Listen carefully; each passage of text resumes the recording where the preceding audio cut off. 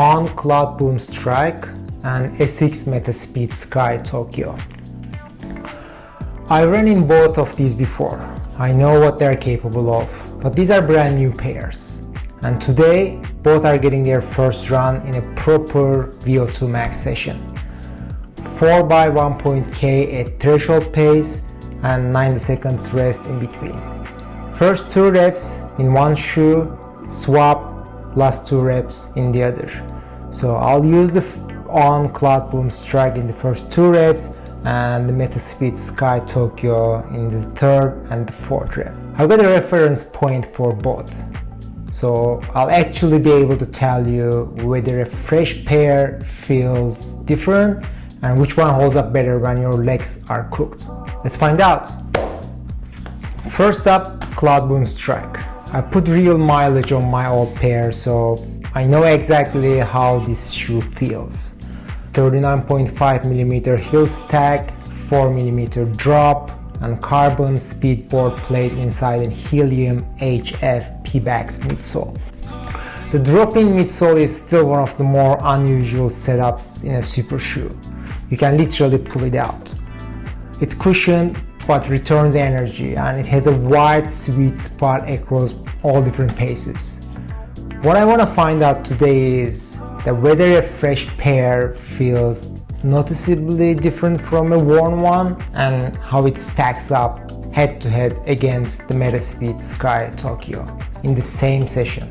So we'll find out. Second shoe, the Metaspeed Sky Tokyo.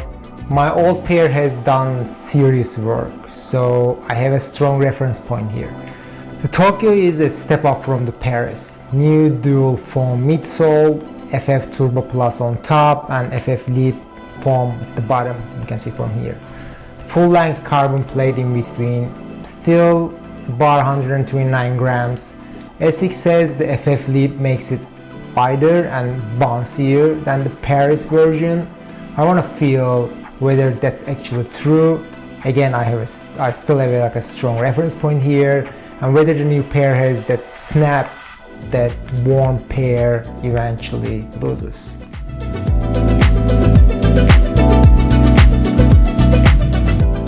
Before I get into the session, here is what VO2 Max training actually is and why it works. So VO2 Max is your body's maximum capacity to consume and use oxygen at high intensity. The higher it is, the faster you can run before everything falls apart. And it's trainable, but only if you actually spend time at the right intensity level, which means 90 to 100% of your max heart rate. That's where today's session lives. Do this consistently over a training block and your VO2 max goes up, your lactate threshold improves, and race pace starts to feel more manageable depending on your goals.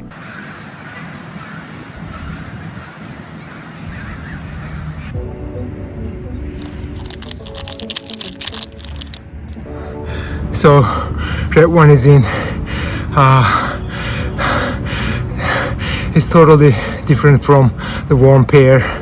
The foam is much more cushioned and also much more responsive because of the board, the carbon board. So let's see how it's going to hold up for the rep 2. So 90-second rest. Let's go. So rep 2 is done. It felt better, but there was a bit of headwind on one side of the track, so it kind of slowed me down, but it's time for change of shoes.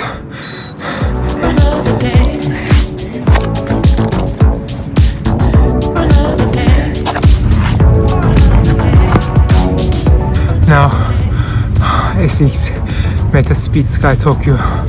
I'll try it. Let's see how this is going to perform. Round 3, go!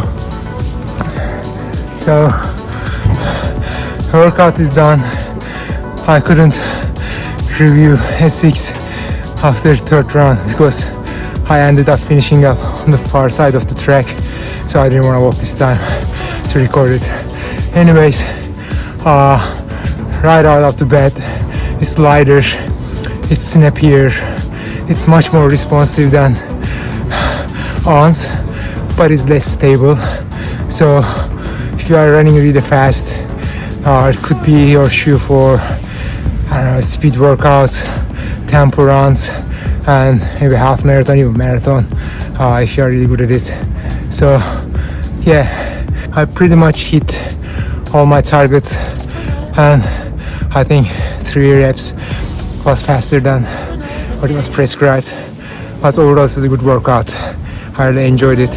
It's beautiful weather in Vancouver here at UBC, so it's sunny, no clouds whatsoever.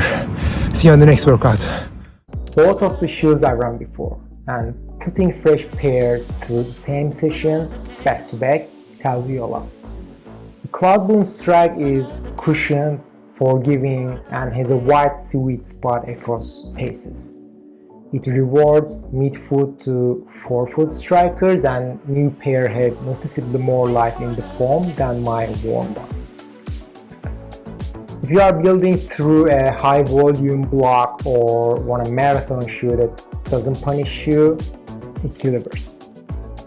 The Metaspeed Sky Tokyo, on the other hand, is lighter, snappier, and more aggressive.